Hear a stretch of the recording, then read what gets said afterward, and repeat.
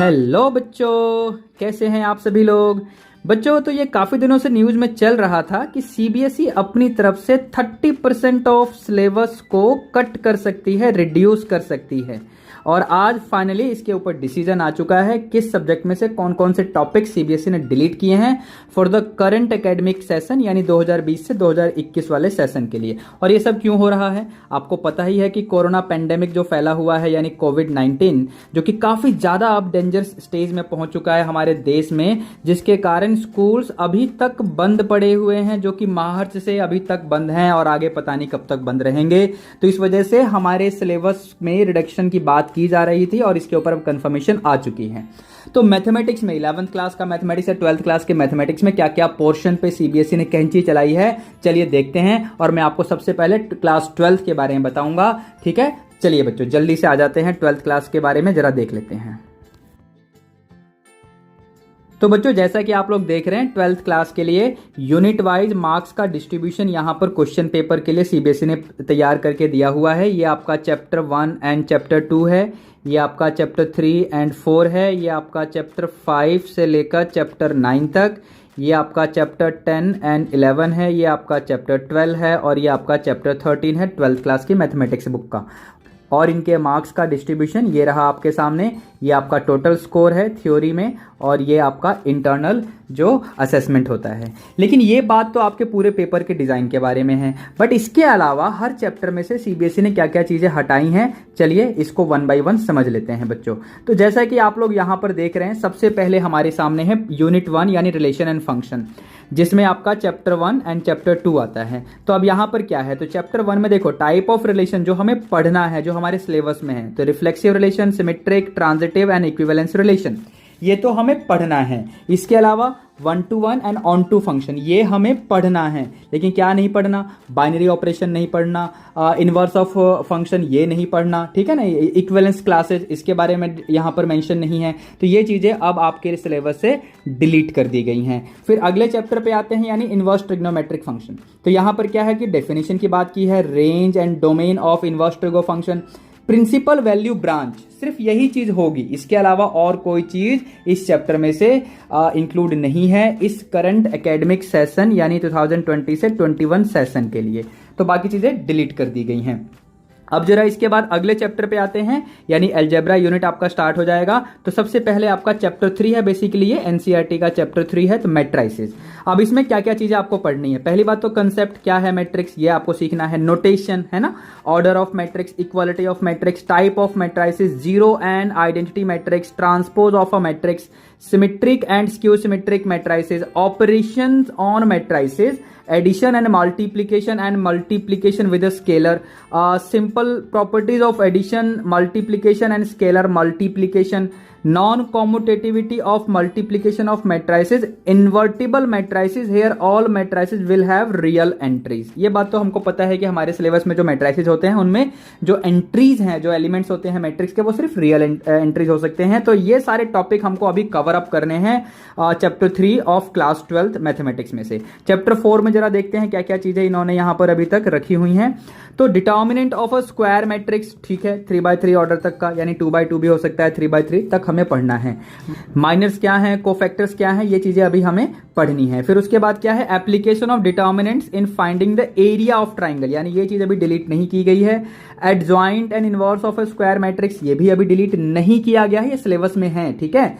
Solving system of linear equation in 2 और 3 variables, अब ये चीजें भी हमारे सिलेबस में अभी भी हैं। हैविंग यूनिक सॉल्यूशन, ठीक है, using inverse of a matrix, यानी जो चीजें थी वो अभी भी यहां पर तो प्रेजेंट हैं। चैप्टर नंबर 4 की अगर मैं बात करूं तो अब आते हैं आगे, देखते हैं कैलकुलस यूनिट स्टार्ट होगा, सबसे बड़ा यूनिट है आपका। तो सबसे पहले कॉन्टिन्यूटी एंड डिफरेंशिएबिलिटी यानी चैप्टर 5।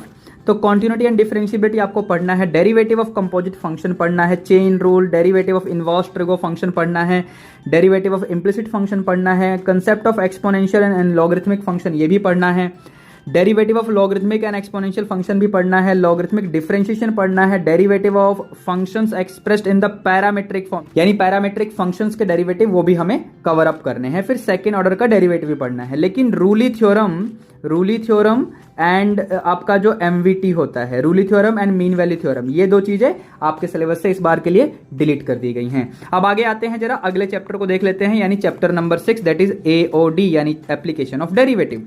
अब इसमें इंक्रीजिंग डिक्रीजिंग पढ़ना है, टेंजेंट एंड नॉर्मल पढ़ना है, maxima and minima, first derivative test motivated geometrically and second derivative test given as a provable tool, simple problems that illustrate basic principles and understanding of the subject as well real life situation। इसका मतलब यहां से delete क्या किया गया, यहां से delete कर दिया गया रेट ऑफ चेंज को, यहां से रेट ऑफ चेंज को डिलीट कर दिया गया और अप्रोक्सीमेट वैल्यूज को डिलीट कर दिया गया। अप्रोक्सीमेट वैल्यूज एंड एरर वाला जो टॉपिक है उसको डिलीट कर दिया गया है चैप्टर 6 में से।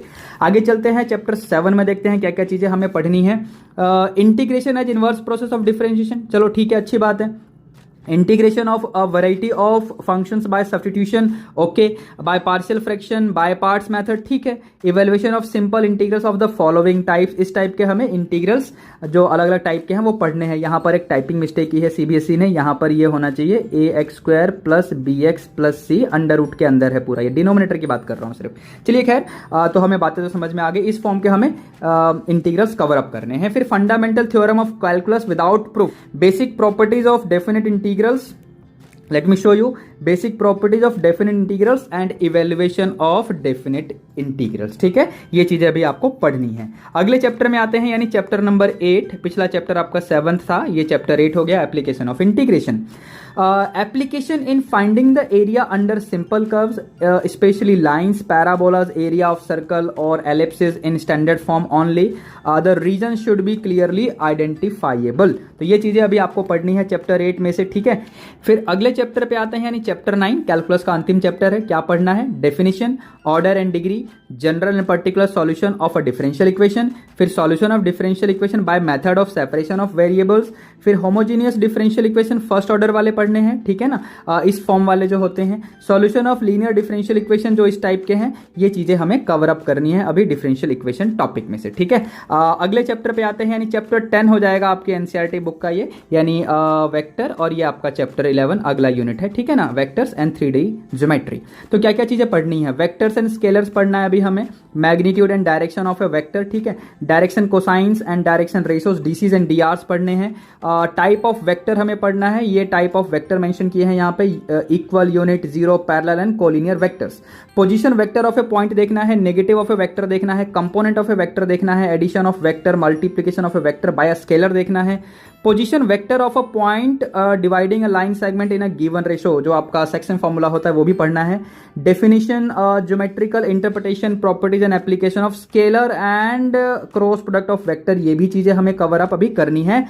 लेकिन scalar triple product of vectors यानी STP ऑफ वेक्टर्स, जिसको हम लोग बोल देते हैं शॉर्ट फॉर्म में, ये चीज अब आपको नहीं पढ़नी है वेक्टर्स में से, ठीक है बच्चों। अगला चैप्टर यानी 3 डायमेंशनल ज्योमेट्री की बात कर लेते हैं।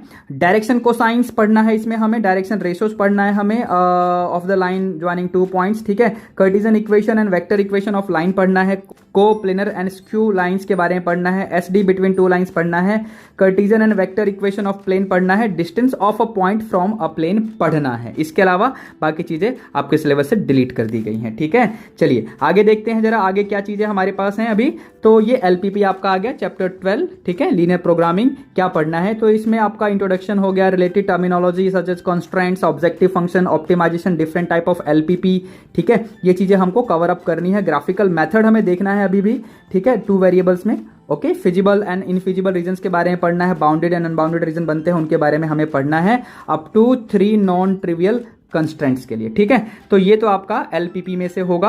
अब जरा लास्ट चैप्टर आपका यानी चैप्टर नंबर 13, उसमें क्या है वो भी देख लेते हैं।